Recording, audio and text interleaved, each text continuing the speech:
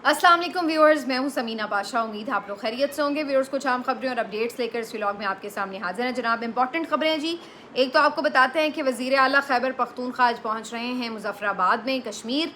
और यहाँ पर आज उन्होंने करना है एक जलसा आम से खिताब। तो वो कह रहे हैं कि ये उनकी स्ट्रीट मूवमेंट का अगला मरहला है। क्या वाकई ये स्ट्रीट मूवमेंट उनकी आगे लाहौर तक जाएगी जिसका उन्होंने ऐलान किया था, या आगे जाके कुछ थोड़ी सी ब्रेकें लग जाएंगी? इस पर भी बात करते हैं। इसके साथ साथ एक अहम रिपोर्ट है अल जज़ीरा की, वो आपके साथ शेयर करेंगे, जिसमें फील्ड मार्शल के हवाले से उन्होंने बात की है। आपको एक और ख़बर भी देते हैं जी कि एक ख़बर आई है नेतन्याहू से मुतल्लिक, वो भी आपके साथ शेयर करेंगे, और फिर कुछ बात करेंगे और ख़बरों की भी जो पंजाब हुकूमत ने किया है उसके हवाले से भी कुछ बात करेंगे। तो काफ़ी कुछ है इस व्लॉग में। आपसे रिक्वेस्ट है कि चैनल को सब्सक्राइब कर लें अगर अभी तक सब्सक्राइब नहीं किया। तो पहले बात कर लेते हैं क्या हो रहा है जी कश्मीर में। तो कश्मीर में आज ही रंग जमेगा और कश्मीर में पहुंच रहे हैं वज़ीर आला खैबर पख्तूनख्वा सुहेल आफरीदी साहब, और यहाँ पर उन्होंने करना है मुजफ्फराबाद में एक जलसा आम से खिताब। इसके लिए पहले से ही माहौल बन रहा है और कल के रोज़ एक रैली भी निकाली गई। मोटरसाइकिल रैली में काफ़ी बड़ी तादाद में कारकुन मौजूद थे, और इसके अलावा वीडियो पैगाम भी जारी किया गया है वज़ीर आला की तरफ से, जिसमें उन्होंने शिरकत की दावत दी है कि तमाम लोग जलसे में आएँ। कश्मीर और गिलगित बल्तिस्तान के इलेक्शंस भी करीब हैं, और ऐसे में इसको एक यानी आप कह सकते हैं कि थोड़ा वहाँ पे एक्टिविटी जनरेट करने के लिए भी एक अच्छी काविश का करार दिया जा रहा है। लेकिन दूसरी तरफ इसका ऐलान उन्होंने ख़ुद मर्दान के जलसे में किया था कि स्ट्रीट मूवमेंट के तहत वो पहुँच रहे हैं मुजफ्फराबाद, और इमरान खान ने उन्हें कहा है कि आप कुछ ना कुछ अपनी एक्टिविटी बरकरार रखें और उसके लिए आप मुख्तलिफ़ जगहों की तरफ रुख करें। तो उन्होंने ये ऐलान किया था कि 25 अप्रैल को वो पहुँचेंगे मुजफ्फराबाद में, और फिर 1 मई को लाहौर भी जाएंगे। तो कश्मीर में तो शायद उनको एक एक्टिविटी करने की थोड़ी बहुत स्पेस मिल ही जाएगी, वहाँ पर तो शायद वो कामयाब हो जाएंगे एक पुरअमन जलसा करने में। लेकिन लाहौर के ऊपर सबकी नज़रें होंगी कि क्या वहाँ पर कोई एक्टिविटी का उनको मौका मिलेगा। जिस तरह पहले उनका दौरा था, क्या उसी तरह का ट्रीटमेंट उनके साथ होगा या इस दफ़ा कुछ डिफरेंट होगा? बज़ाहिर ये लग रहा है कि इस दफ़ा भी उनको कोई ख़ास वहाँ पे वेलकम नहीं मिलने वाला, टफ़ टाइम ही मिलेगा। लेकिन बहरहाल देखते हैं आज वो तकरीर जो करते हैं कश्मीर में जाके वो क्या कहते हैं, क्योंकि कारकुन तो अब इन तकरीरों से आजिज़ आए पड़े हैं। वो तो बिल्कुल मुतमईन नहीं हो रहे कि आप जलसे करते हैं या आप कोई तकरीर करते हैं और कोई धमकियां लगाते हैं। तो वो कहते हैं ये सब हम देख रहे हैं पिछले कई महीनों से, अब इससे आगे बढ़कर कोई कदम उठाया जाए। लेकिन वज़ीर आला साहब अभी जो हैं बहुत सी मसलहतों का भी शिकार हैं, शायद इमरान खान साहब के ऑर्डर का भी इंतज़ार है उन्हें, तो जिसकी वजह से कोई इससे आगे अभी स्टेप वो नहीं उठा रहे। वज़ीर आला साहब ने जो कैबिनेट में गुफ्तगू की उसमें उन्होंने वाज़ेह तौर पर कहा कि जिस अंदाज से उनके साथ ट्रीट किया जा रहा है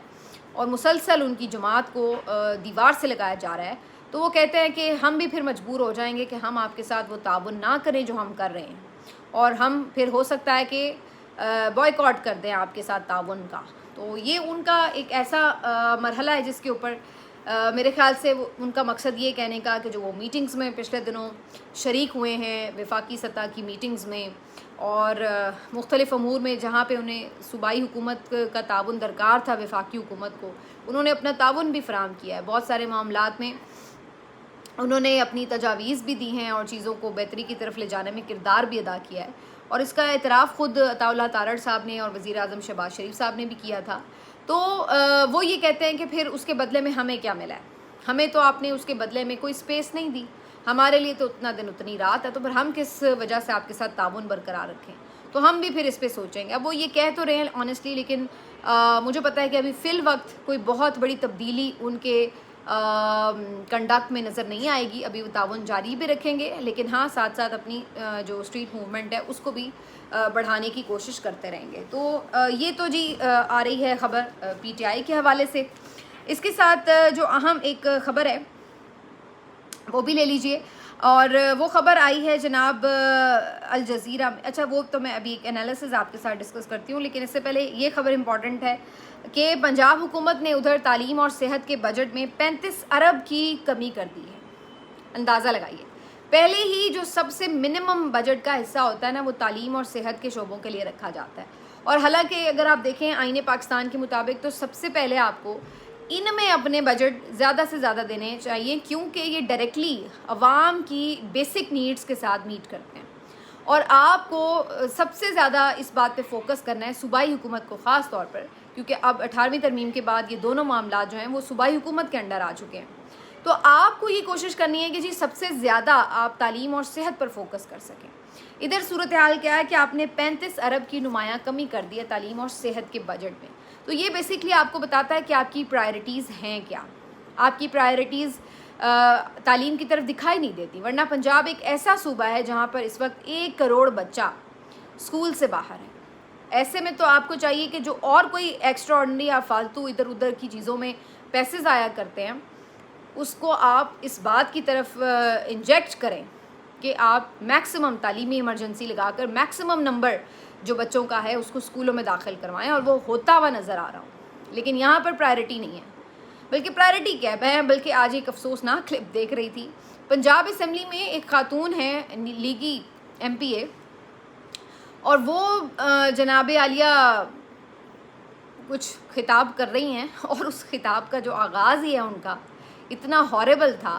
کہ مطلب ہے کہ 1 سے 1.5 لائن وہ خاتون جو ہے وہ ٹھیک سے پڑھ نہیں سکے. اور وہ کوئی انگریزی کی اتنی کوئی لمبی لائن نہیں تھی، اس میں صرف نام ہی تھے. اور ان ناموں کو بھی جس انداز سے انہوں نے اناؤنس کیا ہے کہ وزیر اعلیٰ شہباز شریف اور نواز شریف، اور پھر وزیر خارجہ اسحاق ڈار، اور پھر فیلڈ مارشل عاصم منیر بھی وہ ٹھیک سے نہیں کہہ پائیں، اور فیلڈ ماسٹر منیر اس طرح سے کچھ کہہ رہی تھی اناؤنس کرتے ہوئے. آگے کی بات تو سننے کی میرا خیال ہے جو وہاں پہ بیٹھے ہوئے تھے اسپیکر صاحب وہ بھی تاب نہیں لا پائے. اور وہ بھی ویسے ماشاءاللہ کوئی بہت ہی پڑھے لکھے تھے، اور وہ بھی کچھ بتا رہے تھے کہ آپ نے بڑا ان لاجیکل یا پتہ نہیں ان لاجک کر کے کچھ انہوں نے لفظ بولا کہ وہ آپ بات کر رہے ہیں وغیرہ. تو اس قسم کے لوگ آپ کے ایوانوں کے اندر موجود ہیں کہ جو اتنے باشعور ہیں، اتنے زیادہ اعلیٰ تعلیم یافتہ ہیں، جو آپ کے لیے قانون بنا رہے ہیں، قانون ساز اسمبلی میں بیٹھ کر، کہ جو 1 سے 1.5 لائن ٹھیک سے دیکھ کر بھی نہیں پڑھ پا رہے. اور یہ تو ماشاءاللہ نون لیگ کا خاصہ رہا ہے کہ انہوں نے خاص طور پر یہ جو ریزرو سیٹس ہیں ان کے اوپر بجائے اس کے کہ آپ قابل لوگوں کو، قابل خواتین اور مرد حضرات کو لے کر آئیں اسمبلی میں، کہ جو ادروائز چلیں الیکٹ نہیں ہو سکتے لیکن ویسے وہ بہت کنٹریبیوٹ کر سکتے ہیں، اس لیے کیونکہ وہ اپنے اپنے فیلڈ کے بہت ایکسپرٹس لوگ ہیں. تو آپ ان کو موقع دیتے ہیں کہ چلیں جی وہ آ کے اسمبلی میں اپنا کردار ادا کر سکیں. لیکن یہاں پر یہ جو ریزرو سیٹس ہیں ان کو صرف اور صرف نوازنے کا ایک ذریعہ بنا لیا گیا ہے، جس میں خاص طور پر نون لیگی جو ہیں وہ کیا کرتے ہیں کہ یا تو جو آپ کے ملازمین ہیں، جو آپ کے دوست احباب ہیں، رشتہ دار خواتین ہیں، ان کو جو ہے وہ اسمبلی میں پہنچا دو. تو دوسروں کو oblige کرنے کے لیے اس طرح کی خواتین کو جو کہ مطلب پڑھی لکھی بھی نہیں ہیں، جو ڈھنگ سے بات چیت نہیں کر سکتی، جن کو امور کا اتنا ادراک ہی نہیں ہے، وہ بھی آپ لا کے یہاں پہ بٹھا دو. چلیں آپ پڑھے لکھے نہ بھی ہوں، کم از کم آپ کو ایشوز کا پتہ ہو. تو آپ کہتے ہیں کہ چلو یار ان کو ایشوز کا پتہ ہے، اگر انہوں نے کوئی فارمل ایجوکیشن نہیں بھی حاصل کی ہوئی. لیکن یہاں تو ایک عجیب و غریب صورتحال ہے کہ جن کو سرے سے جو عقل سے پیدل لوگ ہیں وہ خواتین لا کے جو ہیں وہ اسمبلی میں بٹھا دیتے ہیں، اور ایک تماشا جو ہے وہ لگ رہا ہوتا ہے کہ یہ کیا جا رہا ہے. سارے ہنس رہے ہیں اس بات کے اوپر کہ جی کیا بول رہے ہیں اور کیا نہیں. تو انہوں نے بیٹھ کے قانون سازیاں کرنی ہیں. تو یہ اسی طرح کے نتیجے تب نکلتے ہیں جب آپ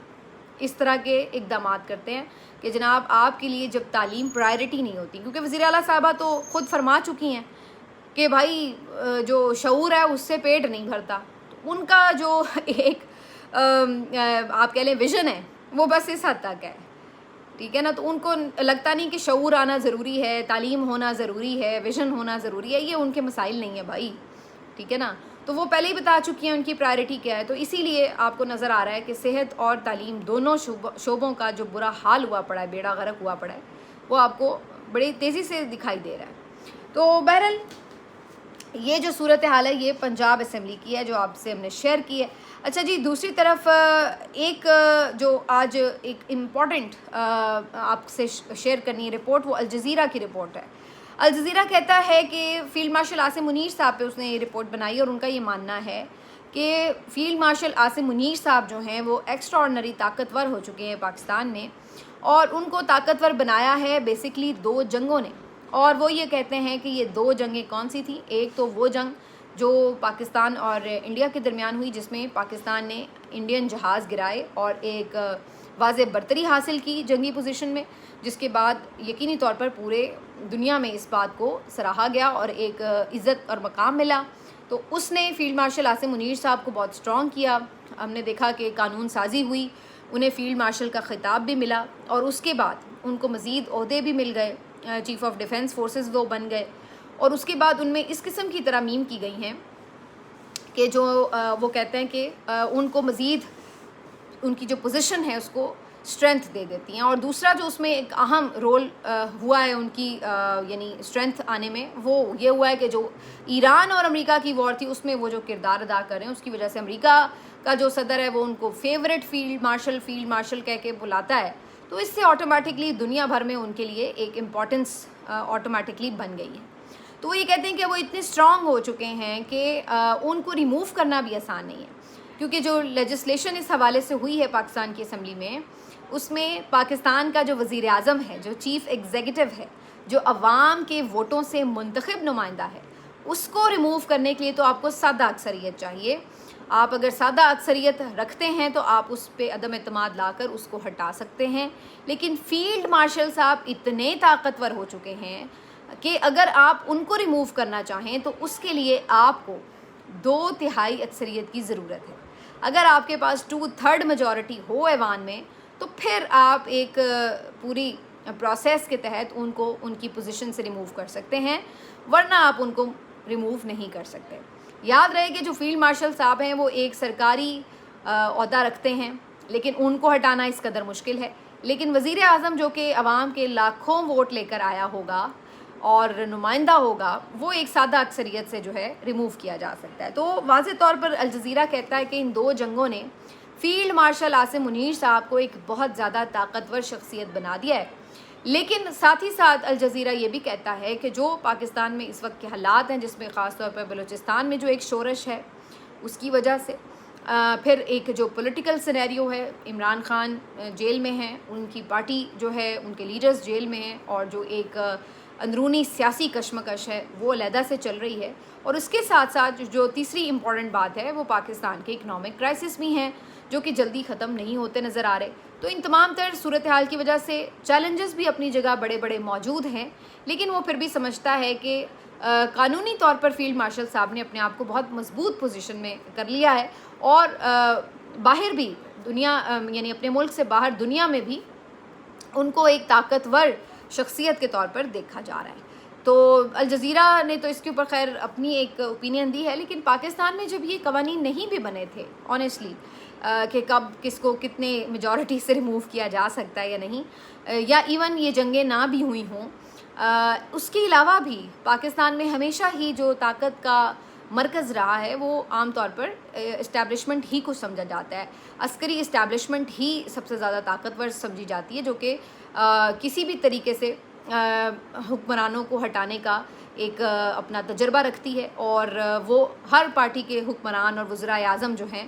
بھگت بھی چکے ہیں۔ تو چاہے یہ ترامیم ہوئی ہوں یا نہ ہوئی ہوں، چاہے جو بھی عالمی حالات ہوں، پاکستان میں ادروائز بھی ویسے اسی قسم کی سچویشن رہی ہے، اور آرمی چیف کو ہٹانا کبھی بھی کسی وزیر اعظم کے لیے آسان نہیں رہا، بڑی مشکل سے ہی آرمی چیف جو ہیں وہ رخصت ہو کر جاتے رہے پاکستان میں، اور یہ کوئی ایسا روٹین میٹر نہیں رہا کہ جو اب بڑا کوئی چینج ہو گیا۔ تو پاکستان کی جو ہسٹری ہے وہ تو اس حوالے سے اسی طرح کی ہے۔ بہرحال الجزیرہ کی یہ رپورٹ جو ہے وہ حقائق کے کافی قریب تر دکھائی دیتی ہے۔ ایک خبر نیتن یاہو سے متعلق لے لیجیے، یہ خبر سن کے یقینی طور پر آپ بہت خوش بھی ہوں گے ممکن ہے، اور یہ انتظار کریں گے کہ اس کا آگے کا رزلٹ بھی آئے۔ خبر یہ ہے کہ نیتن یاہو اسرائیلی وزیر اعظم جو ہیں ان کے متعلق یہ خبر آئی ہے، فاکس نیوز نے یہ خبر رپورٹ کی ہے کہ ان کو کینسر ہو گیا ہے، ان کو کینسر ڈائگنوز ہوا ہے، پروسٹیٹ کینسر ان کو ڈائگنوز ہوا ہے، اور انہوں نے یہ فی الحال ابتدائی طور پر خبر چھپائی بھی، کیونکہ جنگ وغیرہ جاری تھی تو وہ نہیں سمجھتے تھے کہ اپنے عوام کا جو مورال ہے وہ نیچے جائے، تو جناب انہوں نے یہ خبر چھپائی تھی، لیکن بہرحال یہ خبر اب منظر عام پر آ چکی ہے، انہوں نے اس کی تصدیق کی ہے بقول فاکس نیوز، اور وہ کہتے ہیں کہ جی وہ اپنا ٹریٹمنٹ بھی جاری رکھے ہوئے ہیں۔ لیکن میرے خیال سے جس طرح سے دنیا بھر میں مسلمان ان سے نفرت کرتے ہیں ان کے جنگی جرائم کی وجہ سے، تو ہر کوئی دعا گو ہوگا کہ یقیناً وہ اس سارے مرض کے ساتھ جس میں وہ مبتلا ہو گئے ہیں وہ اپنے آخری انجام تک پہنچیں. اور میرا خیال ہے کہ جس کو کہتا ہے نا کہ بلکہ میں بڑی میمز بھی دیکھ رہی تھی, بہت سے لوگ کہتے ہیں کینسر کو کینسر کیسے ہو گیا, تو یہ اس قسم کا یہ شخص ہے کہ جس نے بے گناہ کتنے لوگوں کے خون سے اپنے ہاتھ رنگے ہیں اور دنیا میں امن کو سبوتاژ کیا ہے, اور جس طرح سے بہت نقصان پہنچایا ہے, دنیا کی بڑی آبادی کو متاثر کیا اس شخص نے. تو یقیناً ان کی اس مرض کی خبر سن کر بہت سے جو لوگ ہیں ان کو کہیں نہ کہیں تسکین بھی ہوئی ہوگی اور وہ دعا کر رہے ہوں گے کہ اس سے آگے بات بڑھے, کیونکہ ورنہ تو اگر آپ یہ کہیں کہ جی کوئی اس طرح ہم چیز دیکھیں کہ کوئی ریموو کر دیا جائے گا یا کوئی اس کا زوال ہو جائے گا, تو وہ تو آپ دیکھ رہے ہیں کہ دنیا تو مائٹ از رائٹ کے قانون پر جو ہے وہ چل رہی ہے. آخر میں ایک تصحیح کر دوں جی, سورج کے اوپر ٹیکس لگنے کی جو خبر چل رہی تھی کہ نیپرا سے آپ کو لائسنس لینا پڑے گا اور وہ تمام چیزیں, اس کے اوپر ایک کلیریفیکیشن آئی ہے اور بتایا یہ جا رہا ہے کہ جناب وہ پرانے صارفین کے لیے نہیں ہیں, وہ جو نئے سولر صارفین ہوں گے ان کو لینا پڑے گا لائسنس نیپرا سے اور اس کے اوپر ٹیکس دینا پڑے گا. اور ساتھ ساتھ یہ بھی بتایا جا رہا ہے کہ جو نیٹ میٹرنگ ہے اس کے جو حامل افراد ہیں وہ اس ٹیکس کو دینے کے پابند ہوں گے, یعنی کہ اگر آپ بجلی بنائیں اور اس کو نیشنل گریڈ میں شامل کریں, یعنی حکومت جو ہے آپ سے وہ بجلی خریدے سستے داموں اور پھر اس کے بعد جو ہے وہ واپس اس کو نیشنل گریڈ میں شامل کر کے دوسروں تک پہنچائے, تو یہ جو کاروبار اگر آپ حکومت کے ساتھ کریں گے تو پھر آپ کو اس کا ٹیکس بھی دینا پڑے گا. لیکن اگر آپ صرف اپنی یوزیج کے لیے ایک سولر سسٹم لگا رہے ہیں جس میں آپ اپنا بیک اپ بیٹریز رکھتے ہیں, حکومت کی جو گریڈ ہے نیشنل گریڈ ہے اس کے اندر کوئی بجلی شامل اپنی نہیں کر رہے, تو اس صورت میں جو ہے آپ کے اوپر یہ ٹیکس لاگو نہیں ہوگا. یہ ابھی ابتدائی طور پر اس کی وضاحت آئی ہے. لیٹس سی جب اس کی امپلیمنٹیشن ہوتی ہے تو کیا صورتحال بنتی ہے. ملتے ہیں آپ سے اگلے ویلاگ میں, اپنا خیال رکھیے, اللہ حافظ.